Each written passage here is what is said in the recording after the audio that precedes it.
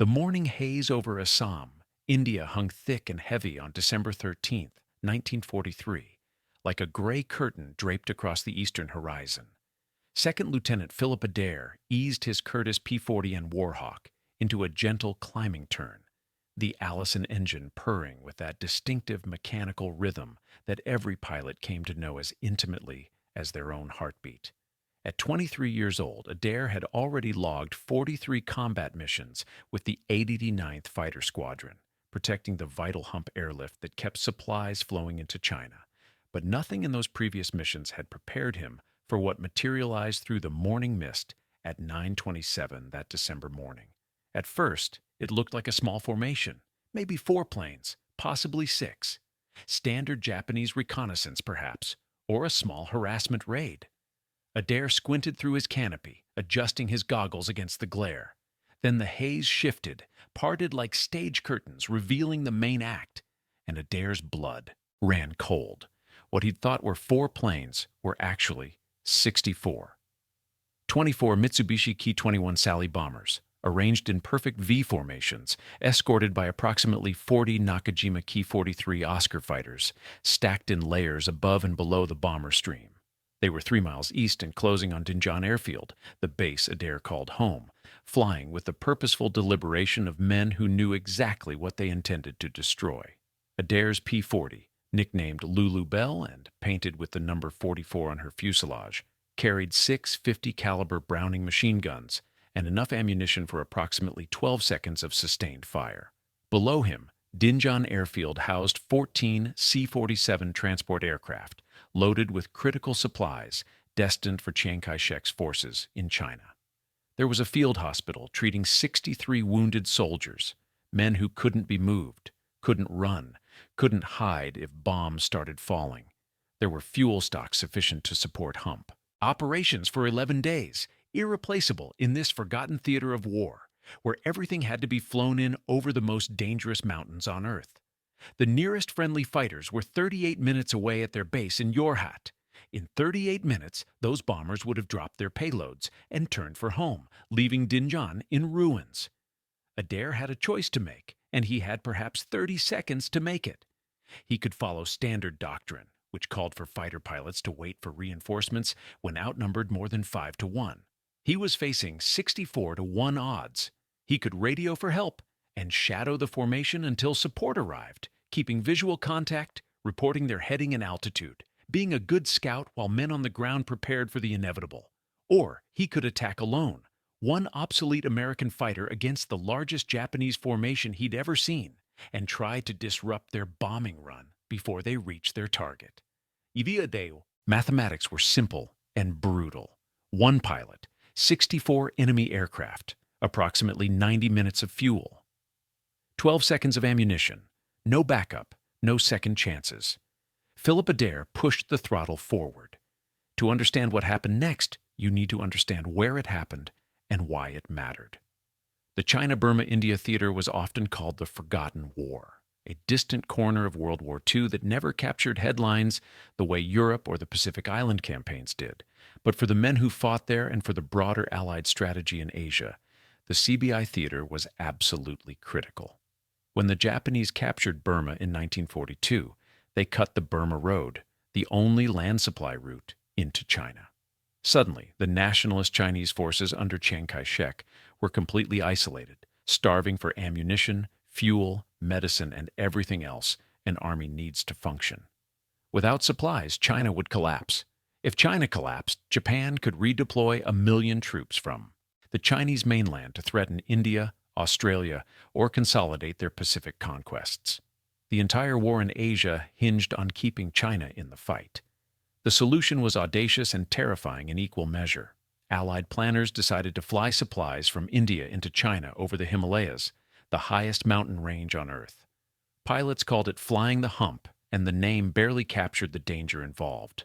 The route wound through mountains over 20,000 feet high, through gorges where violent turbulence could throw a transport plane around like a toy, through weather so unpredictable that crews might encounter clear skies at takeoff and face a monsoon storm an hour later. The air was thin enough that loaded transports struggled to maintain altitude, Ice accumulated on wings and could bring planes down in minutes. Winds of over 100 miles per hour were common, and Japanese fighters prowled the route, hunting for the slow, vulnerable transports. Between December 1942 and August 1945, the Air Transport Command made over 156,000 trips over the Hump. They hauled 650,000 tons of supplies into China, everything from ammunition to medicine to spare parts to mail from home. But the cost was staggering. Between 468 and 600 aircraft were lost, depending on whose records you consult. Over 1,300 crew members died. Another 345 went missing and were never found. Men bailed out over jungles where rescue was impossible, where headhunters still operated, where Japanese patrols captured anyone unlucky enough to survive the crash. Flying the Hump was one of the most dangerous jobs any Allied pilot could draw during the entire war. And the operation only worked if the bases in India's Assam Valley remained functional. Bases like Dinjan, where Philip Adair was stationed with the 80th Fighter Group. The 80th had earned themselves a fearsome reputation and an equally fearsome nickname, the Burma Banshees. They flew P-40 Warhawks painted with distinctive White Death's head skulls on the engine cowlings, and some of their aircraft carried belly-mounted air sirens that produced an unholy wailing sound when activated, designed to terrify Japanese troops on the ground. The Banshees flew 3 types of missions: close air support for ground forces, fighter protection for the Hump flights, and air defense for the Assam Valley airfields. They were good at their jobs.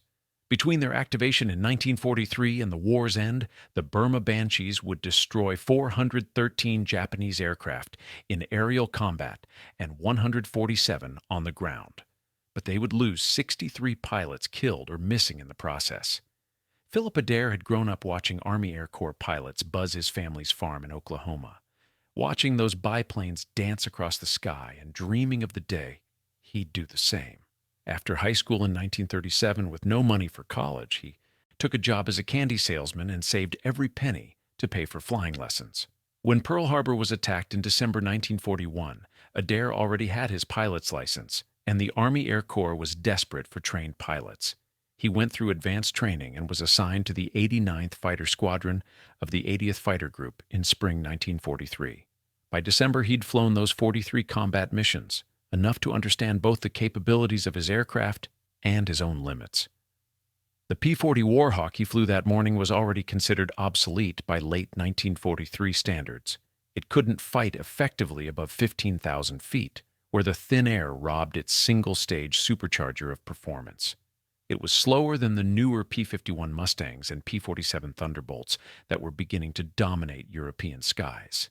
But in the hands of a skilled pilot, the rugged Curtiss fighter had advantages. It was tough, able to absorb battle damage and keep flying. It could dive faster than almost anything in the sky, and its 650 caliber machine guns hit hard when they connected. Most importantly, it was what Adair had, and he'd learned to use it well. The morning of December 13th had started routinely enough. Adair had been on patrol since early morning, just another day of flying circles over the Assam Valley, watching for Japanese raiders that might or might not appear. The weather was typical for the season, hazy but not terrible, visibility good enough to see a few miles in any direction. Intelligence had reported increased Japanese activity over the past 8 weeks.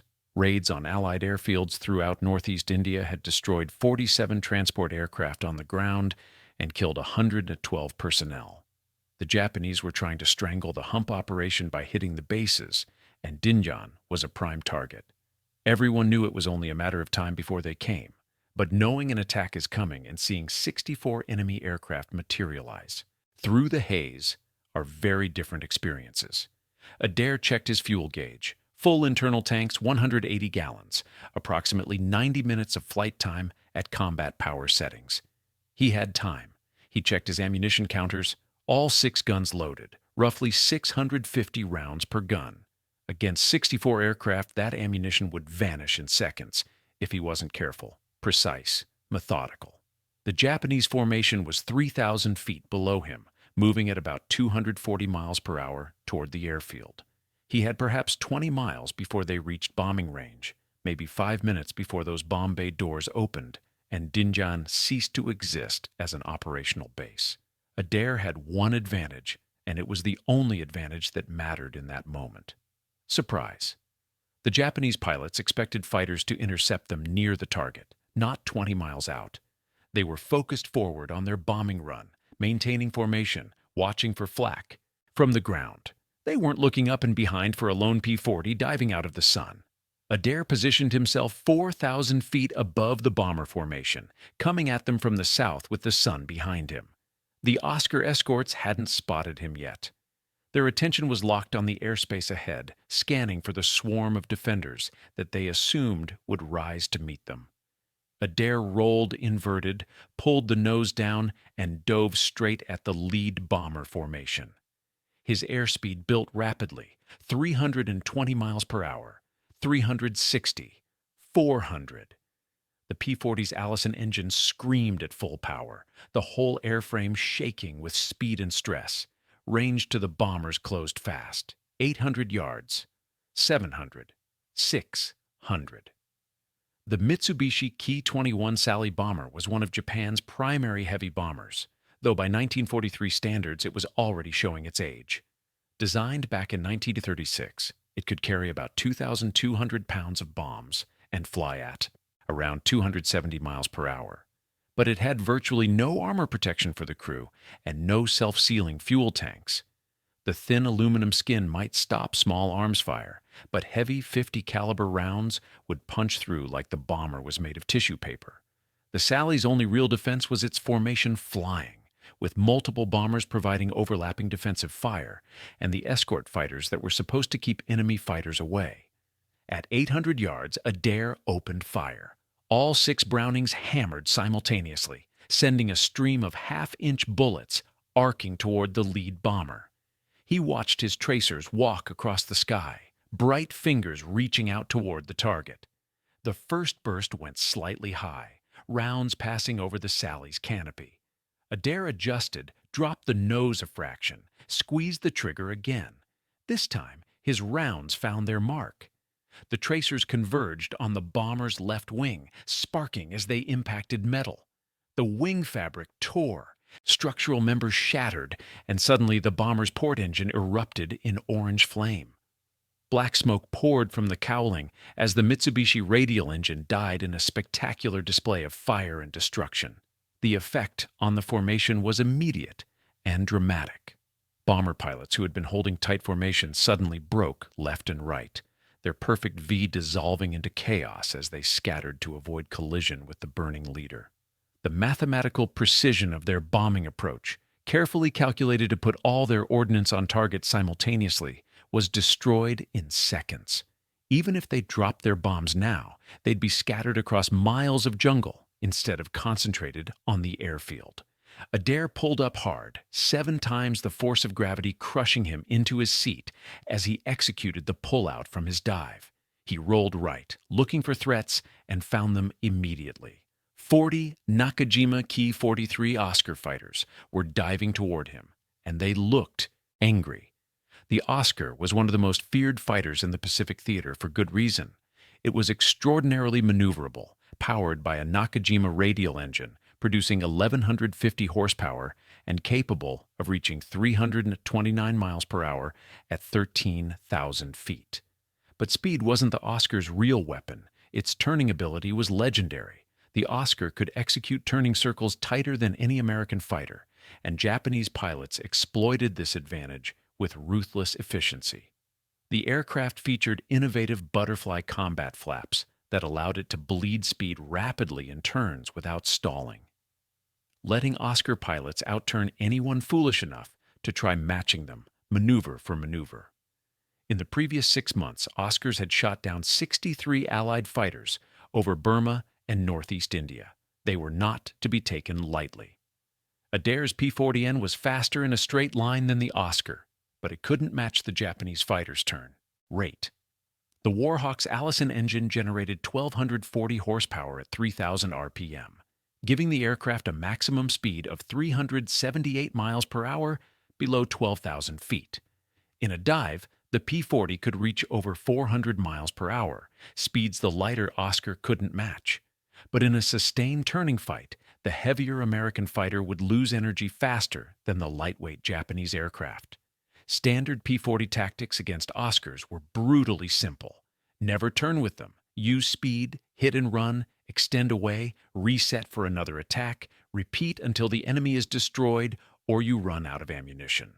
But Adair couldn't extend away. If he fled, the bombers would reform and complete their attack run on Dinjain. He had to keep pressure on the formation, keep them scattered, keep them nervous, even if it meant fighting 40 Oscar fighters alone without the option of disengaging. The first 4 Oscars came at him in a loose finger 4. Formation from his 10 o'clock high position. Adair rolled left, pulled the nose up sharply, and fired a 2-second burst at the lead fighter. His 50 caliber rounds missed high, the relative motion and deflection angle making the shot nearly impossible. The Oscar broke right, its wingman following instinctively. Adair reversed immediately, diving away to maintain speed, trading altitude for velocity the way all P-40 pilots learned to do. 2 more Oscars dove from above, trying to bracket him in a scissors maneuver that would force him to choose which threat to engage, while the other lined up a killing shot. He saw them at 400 yards, pulled into a climbing left turn that bled just enough speed to throw off their deflection, fired again without much hope of hitting, and was rewarded with nothing but empty sky where his bullets passed. His ammunition counter showed 800 rounds remaining across all 6 guns. Approximately 6 more attacks at his current rate of fire, maybe 8 if he was more conservative. Behind the fighter screen, the Sally bombers were attempting to reform. 3 groups of 6 aircraft each were closing back into formation. If they achieved their bombing V again, they would press the attack despite the presence of a single American fighter. They had a mission to complete, and 40 fighters to protect them while they did it. Adair had perhaps 90 seconds before they reached their release point over Dinjain. He rolled out of his turn, shoved the throttle to the stop, and dove toward the bombers again. 8 Oscars followed him down. The P-40 accelerated rapidly in the dive, 405 miles per hour showing on his airspeed indicator. The Oscars simply couldn't match that speed in a vertical dive. Adair opened the gap between himself and the pursuing fighters, pulled out at bomber altitude with a gut-wrenching pull that made his vision gray at the edges, and lined up on the right-hand Sally formation. Range 300 yards. He fired! Tracers converged on the lead bomber's right engine. The Mitsubishi radial engine exploded spectacularly, orange flame and black smoke marking another kill. The bomber rolled right, streaming fire and debris, its wingman breaking formation frantically to avoid collision. Adair kicked rudder, skidded his aircraft left in a maneuver that no P-40 instructor would ever recommend, and fired at another Sally. His rounds punched through the bomber's thin fuselage skin like it was cardboard. The Ki-21 had been designed with offensive capability in mind, not defensive survivability.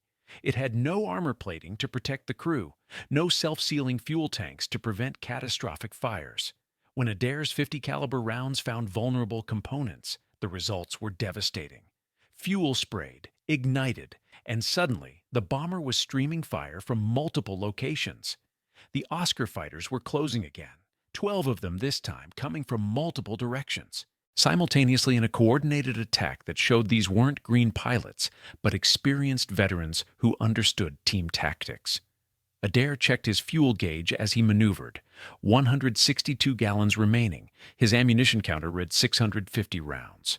The bombers were 19 miles from Dinjain now, still within range to turn back and complete their mission. He had perhaps 4 minutes before they reached drop range if they reformed and pressed on. Then his engine temperature gauge climbed into the red zone, and everything got worse.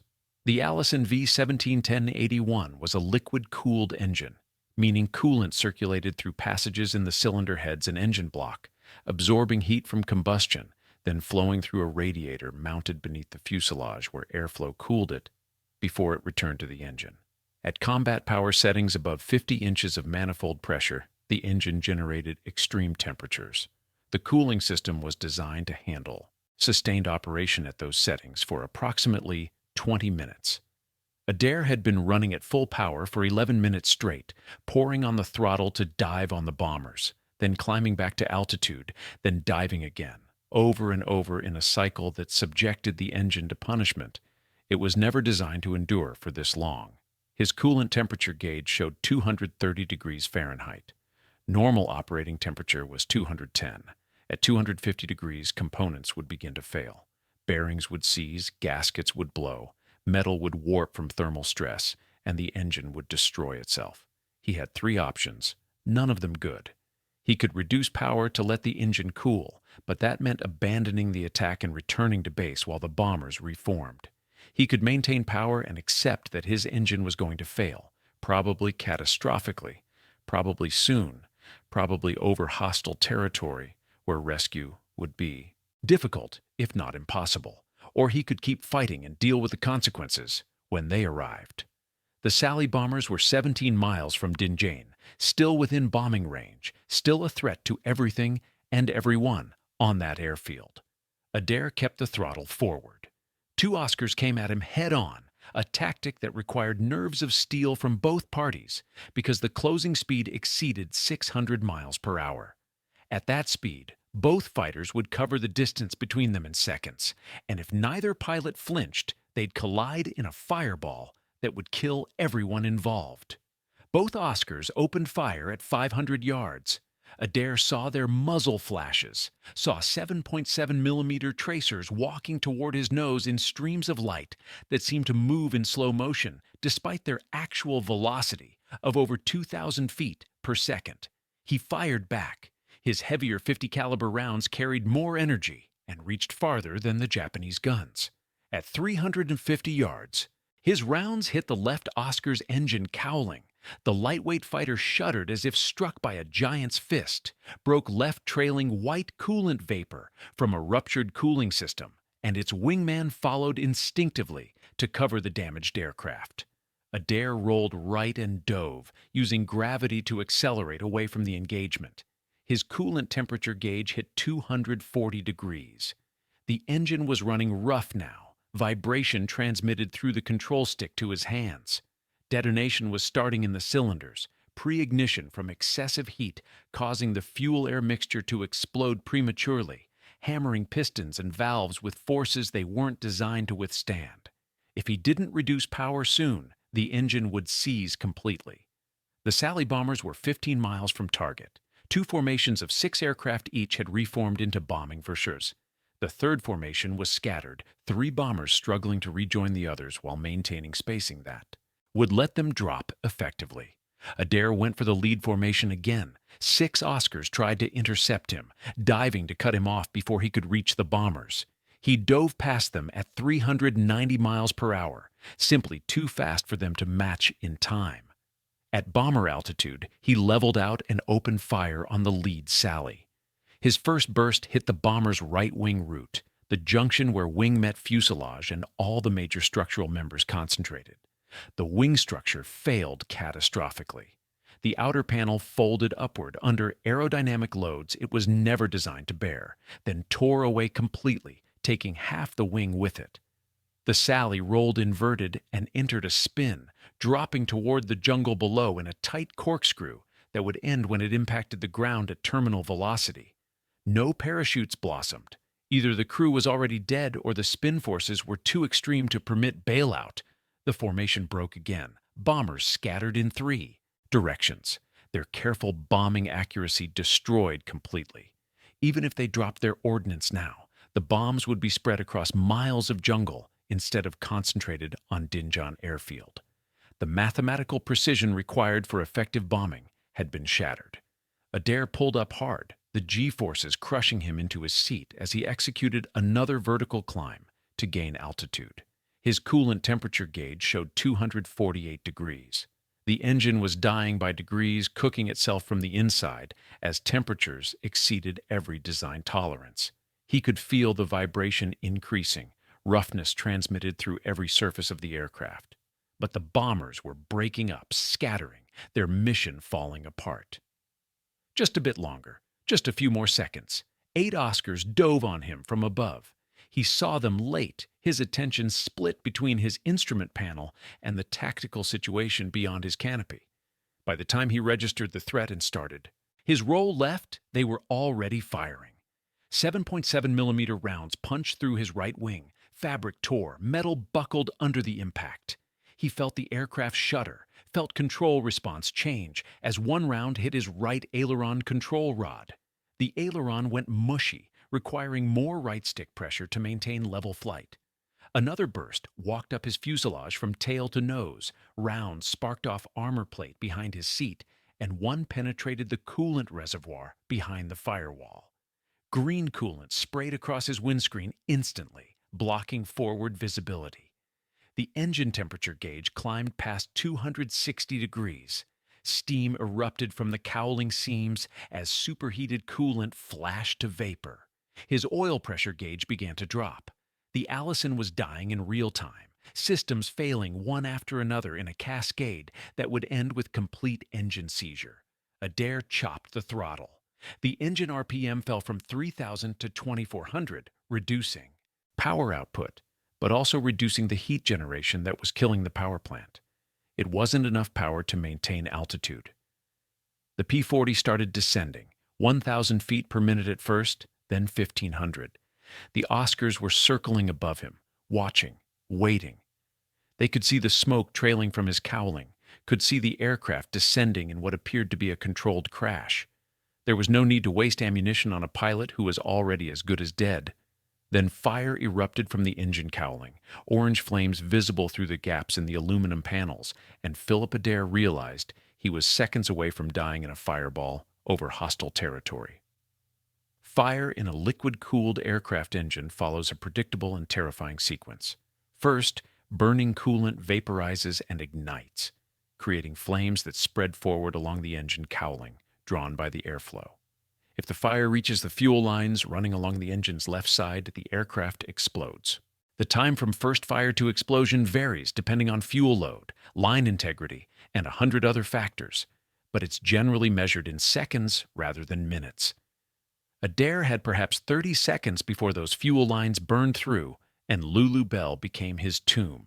Standard procedure for engine fires was immediate shutdown and bailout, but Adair was at 8,000 feet altitude and descending rapidly. He was 12 miles from friendly territory over jungle, where Japanese patrols operated regularly. If he bailed out and survived the parachute descent, he'd be behind enemy lines with minimal survival gear, no support, and Japanese forces hunting for him. The statistics on downed pilots surviving in the Burmese jungle were not encouraging.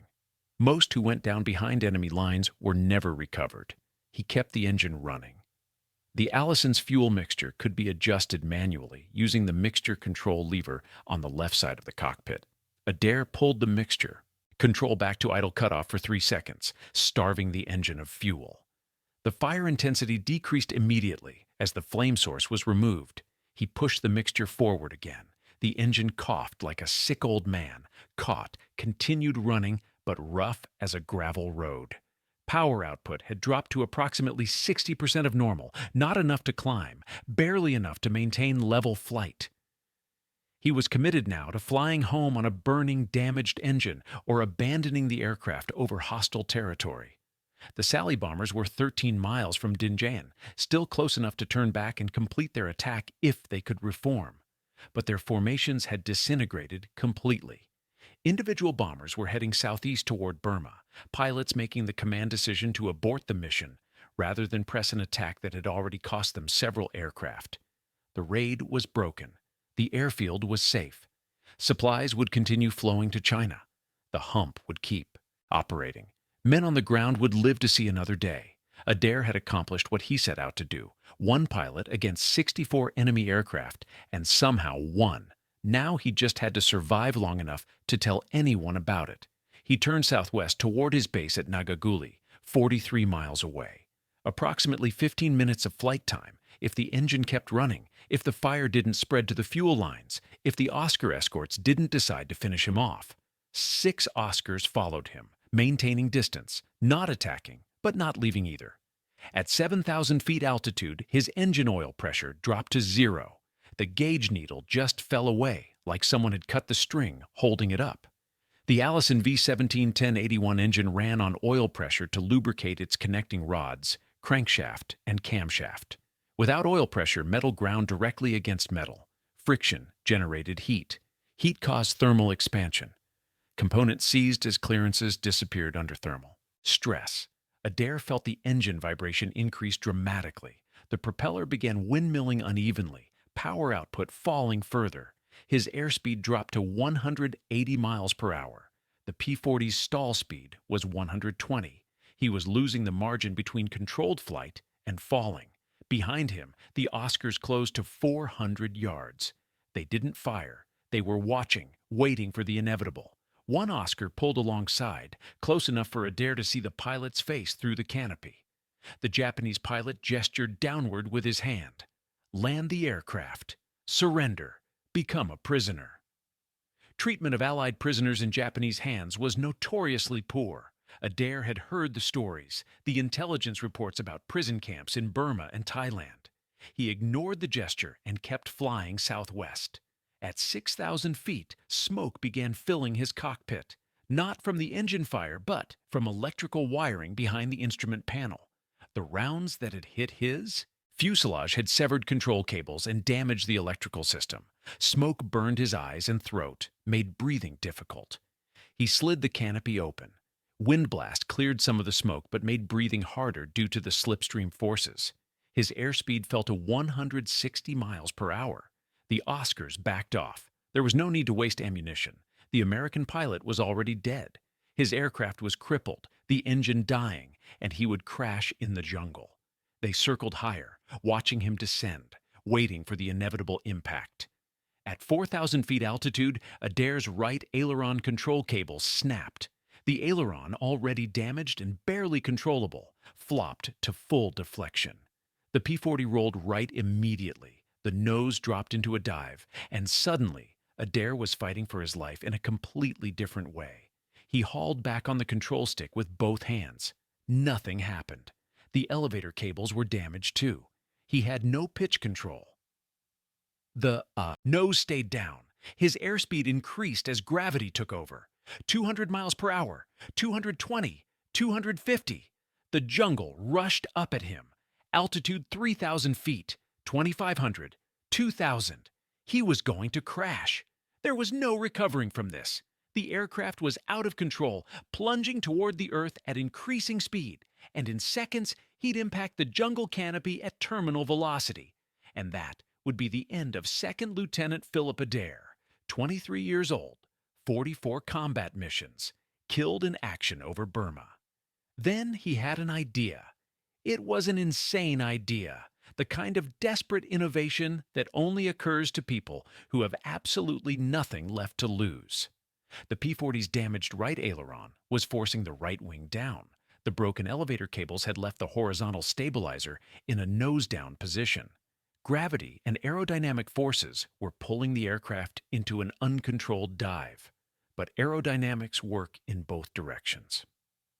If Adair rolled the aircraft completely inverted, flying upside down, the damaged aileron that was forcing the right wing down would instead force it up. The elevator stuck in nose-down trim would push the tail down, which when inverted would actually lift the nose up. Flying upside down would reverse all the control inputs. The damage that was killing him right side up might actually save him if he flew inverted.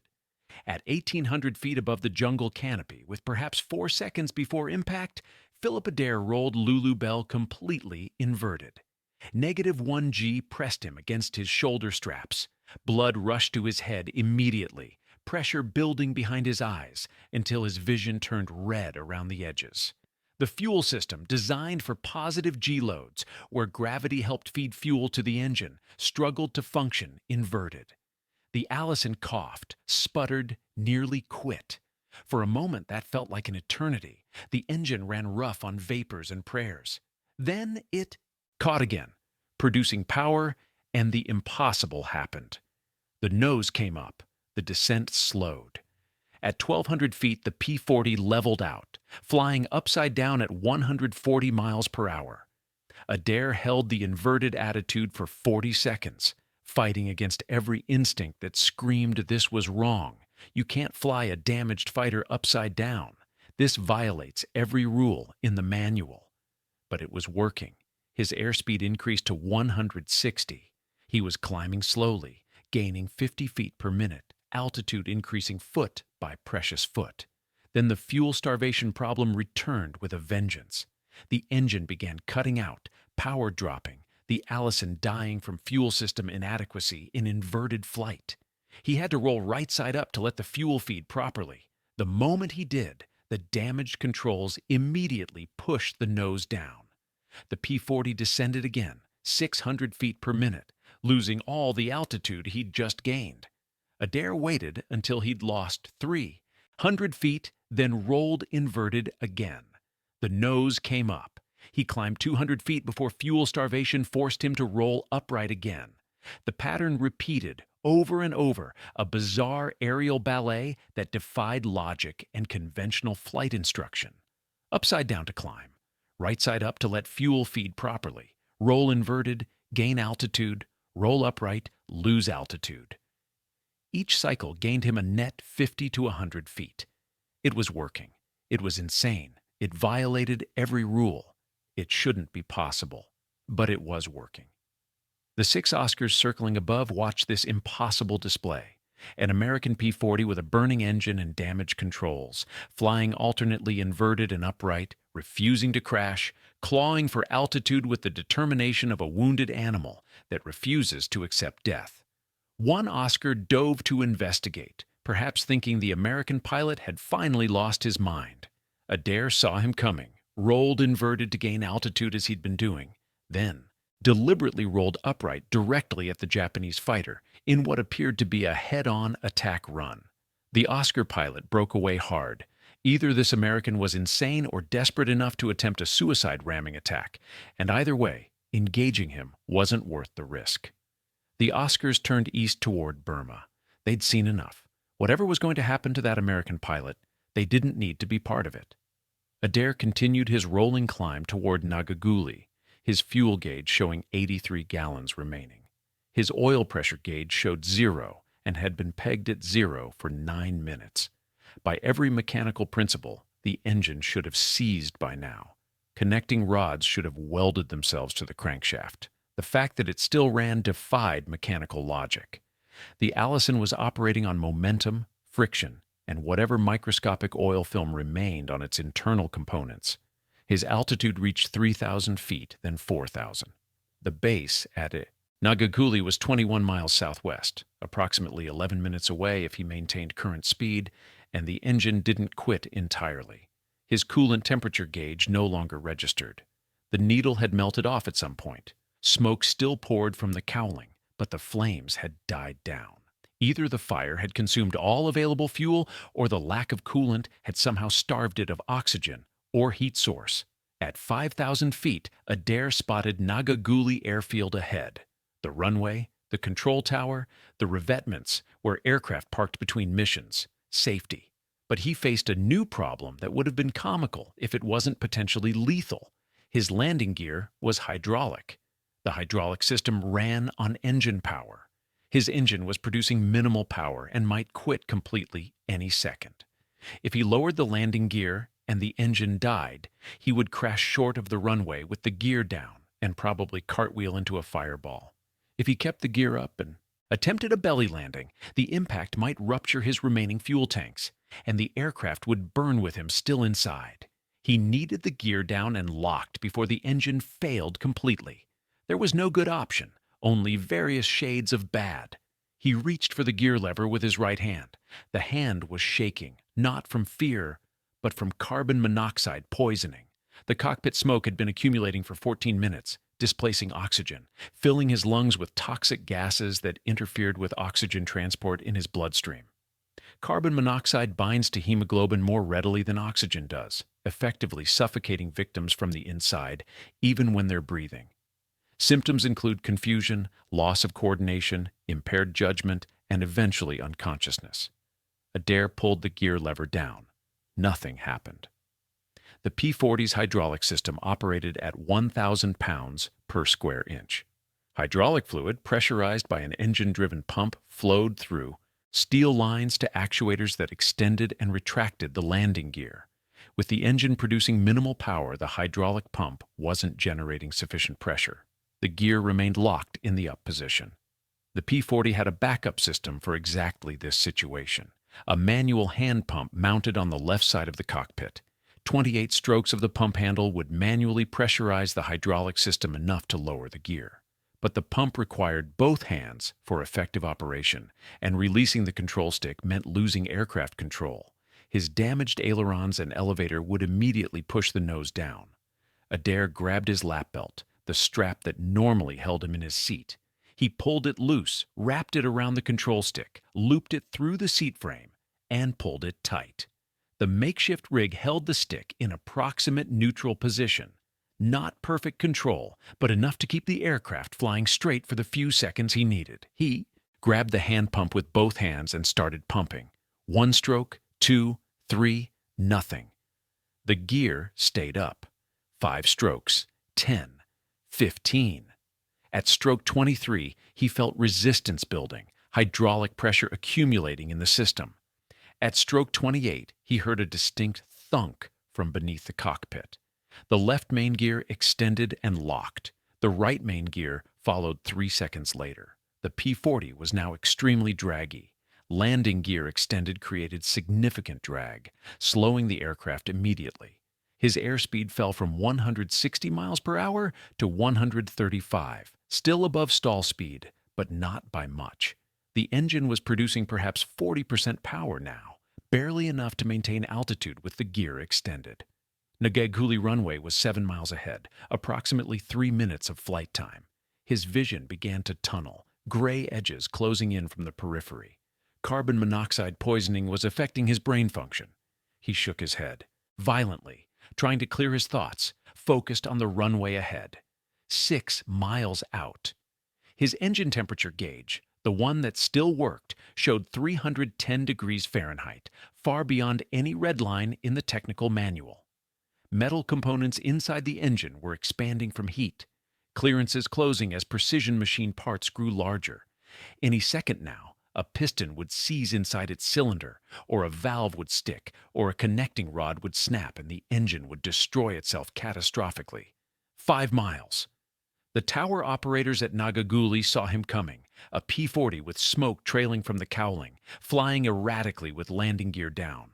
They assumed he would make a normal approach, lower the flaps, reduce speed, touch down on the main wheels first, then lower the tail as speed decreased.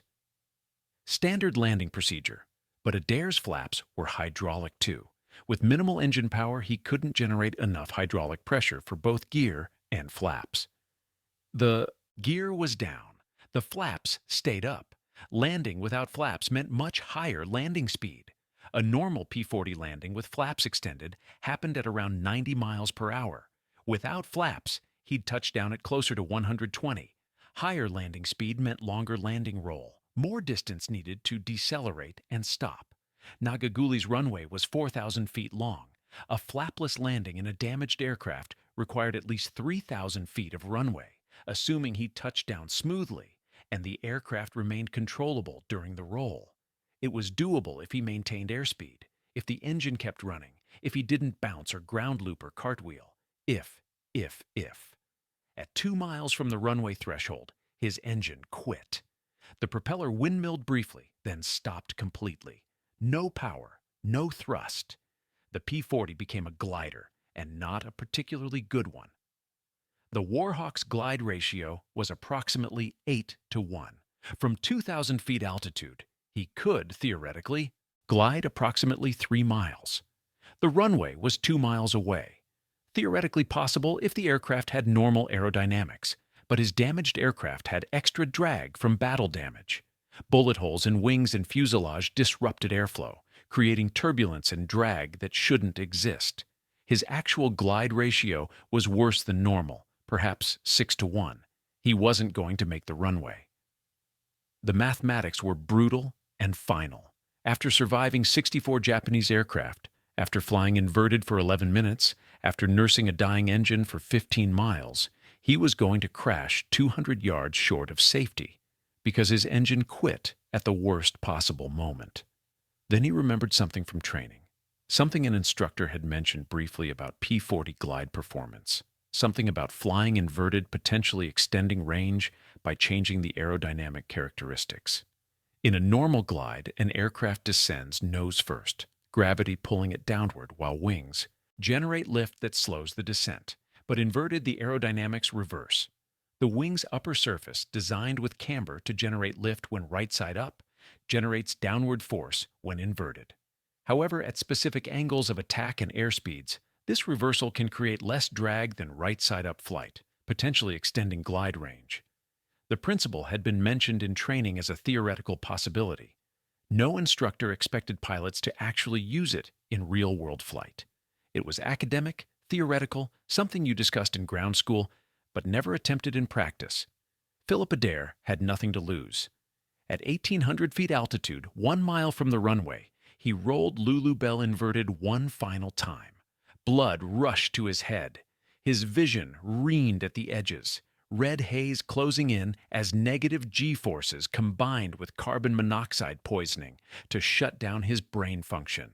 He held the inverted attitude, watching the jungle pass beneath him or above him, perspective becoming disorienting when you're flying upside down with landing gear extended toward the sky. The airspeed held steady at 125 miles per hour. The descent rate was 500 feet per minute, better than the 700 feet per minute he'd been experiencing right side up. It was working. The inverted glide was extending his range just enough. The tower operators at Nagaguli saw an inverted P-40 approaching the airfield with landing gear extended. Landing gear down while inverted was aerodynamically wrong, structurally stressful.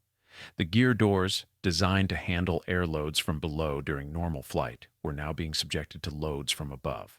But the gear held. The P-40 continued its inverted approach. On the ground, a crew chief named Technical Sergeant Robert Martinez watched through binoculars. He saw the inverted aircraft, saw the gear extended upward toward the sky, saw smoke trailing from the engine. His first thought was that a Japanese pilot had somehow stolen or captured a P-40 and was attempting a trick to strafe the field. It wasn't unprecedented. The Japanese had captured Allied aircraft before and used them for reconnaissance or deception. Martinez ran toward the nearest .50 caliber machine gun position, shouting for his crew to follow. 3 ground crew members followed Martinez to the gun emplacement. They began traversing the heavy machine gun toward the approaching aircraft, tracking its movement, preparing to fire. At 400 feet altitude, half a mile from the runway threshold, still inverted, Adair's vision was fading. Gray tunnels closed in from all sides. Carbon monoxide and negative G-forces were shutting down his brain. He had perhaps 20 seconds of consciousness remaining, 20 seconds to roll upright, line up with the runway, and somehow land this dying aircraft. But if he rolled upright too soon, the damaged controls would push the nose down and he'd crash short of the runway. If he rolled too late, he'd overshoot completely or impact inverted, which would definitely be fatal. At 200 feet altitude, 300 yards from the threshold, Philip Adair rolled Lulu Bell right side up for the final time. The damaged aileron immediately pushed the right wing down. He countered with full left stick, fighting the aircraft, forcing the wings level through sheer will and whatever control authority remained. The nose wanted to drop. He pulled back on the stick. The broken elevator cables gave him partial control. Not much, just enough. The P-40 descended toward the runway at a steep angle, nose high, wings wobbling, the whole aircraft shaking from damage and stress and systems at their absolute limits. Martinez's gun crew tracked the damaged fighter. It was definitely a P-40, definitely badly damaged. Smoke poured from the cowling. The approach was all wrong, too steep, too fast, but it might be friendly. In 3 seconds, the aircraft would cross the runway. Threshold, and Martinez would have to decide whether to shoot or hold fire. His finger was on the trigger. The P-40 was at 90 feet, descending rapidly, too fast, too steep. Martinez held fire. Something about the approach, the desperation of it, convinced him this was a friendly pilot in serious trouble rather than an enemy infiltrator. The P-40 crossed the threshold at 90 feet altitude, descending at what looked like an uncontrolled fall. Too fast, too steep. Adair dropped the last 90 feet in 4 seconds. The main wheels hit the concrete runway with an impact that generated 7 times the force of gravity.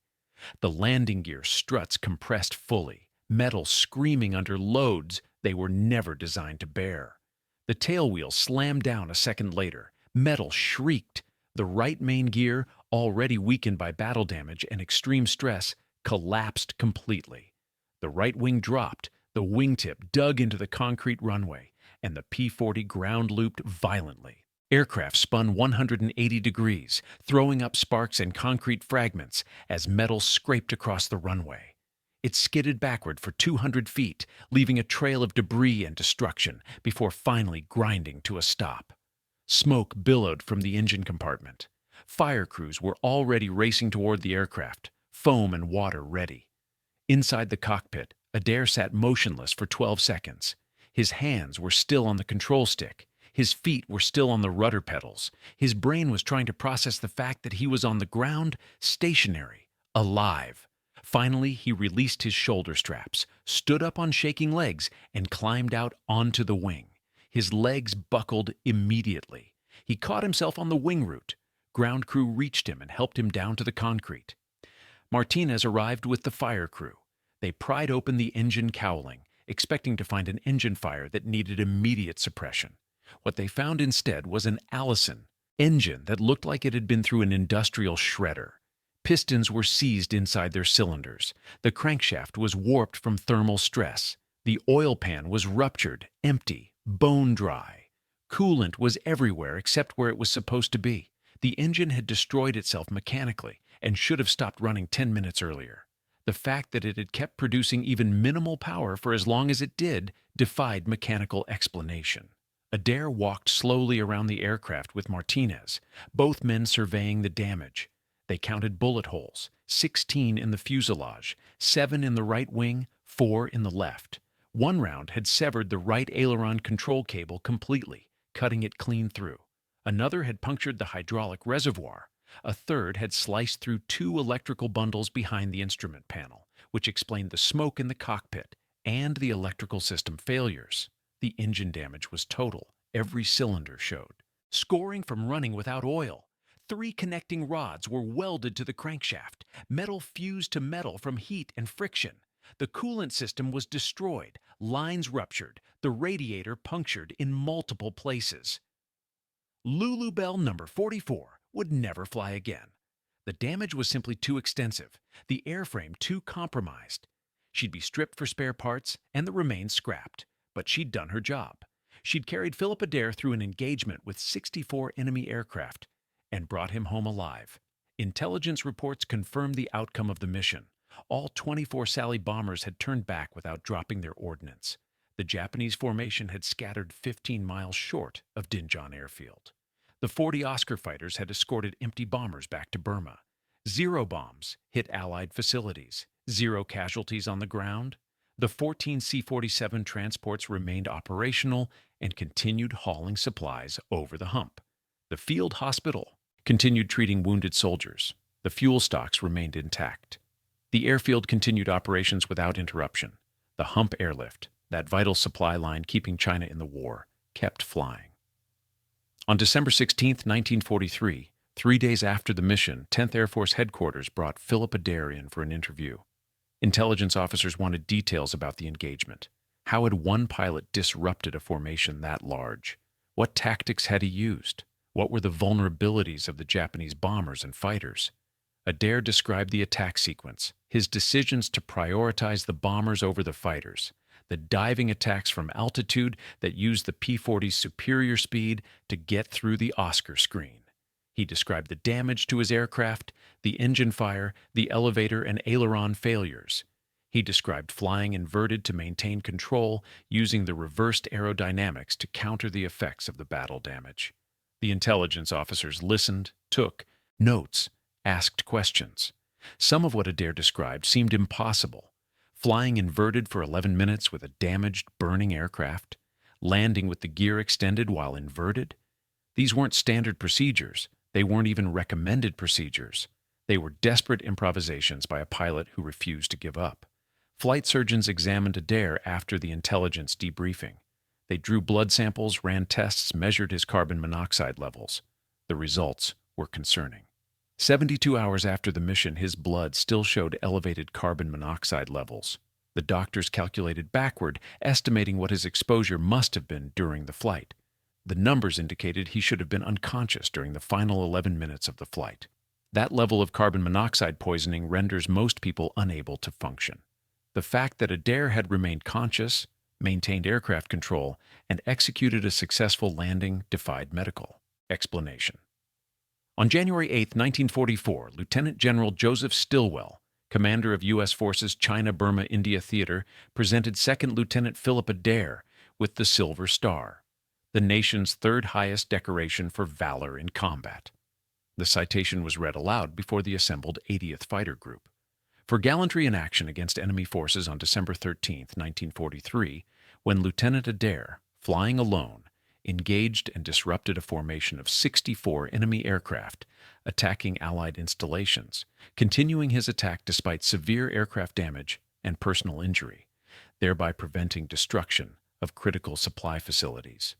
The words didn't really capture what had happened up there.